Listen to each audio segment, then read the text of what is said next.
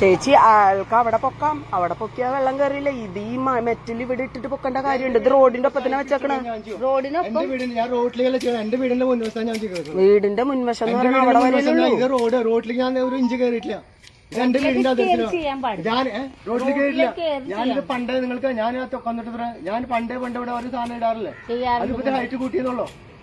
ആ ഹൈറ്റ് കൂട്ടുമ്പോ അപ്പൊ ഇവിടെ എന്താ ചെയ്യണ്ടേ? ഇവിടെ എന്താ ചെയ്യണ്ടേ? അപ്പൊ ഞാന് നമുക്കറിയില്ല. ചേച്ചി പറ, കാര്യം ചെയ്യട്ടെ.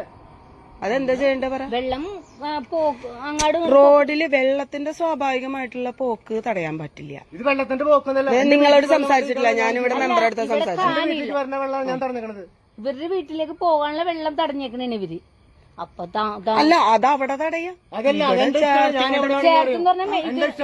ഇതിന്റെ മുകളിൽ ചെയ്യാൻ പാടില്ല. ഇതിന്റെ മുകളിലേക്ക് എന്റെ മുകളിലേക്ക് വന്നിട്ടുണ്ടോ? എന്റെ മുകളിലേക്ക് വന്നിട്ടില്ല.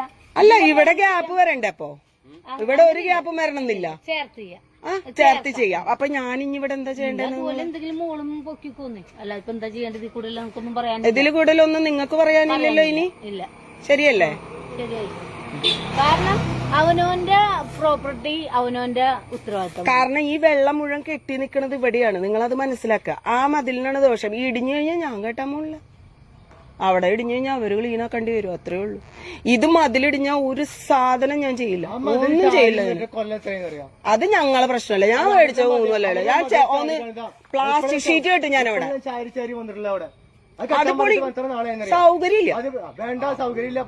സൗകര്യമില്ല, അത് പൊളിയും. അത് ഇനി അഥവാ പൊളിഞ്ഞു കഴിഞ്ഞാൽ അവിടെ ഷീറ്റ് കെട്ടും. തന്റെ സൗകര്യം എന്താണ്, തന്റെ പ്രശ്നം എന്താന്ന് എനിക്കറിയാം. അതെനിക്കറിയാം, അതെന്റെ ഫോണിലുണ്ട്.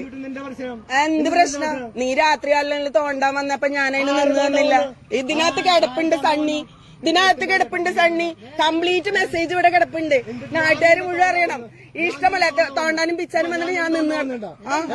അതെ, ഇഷ്ടമല്ല. ഇതിനകത്ത് കയറി വന്ന് താൻ എന്നെ കൈവച്ചതാ. പിന്നെ ഞാനതിന് നിന്നേരാത്തോണ്ടല്ലേ.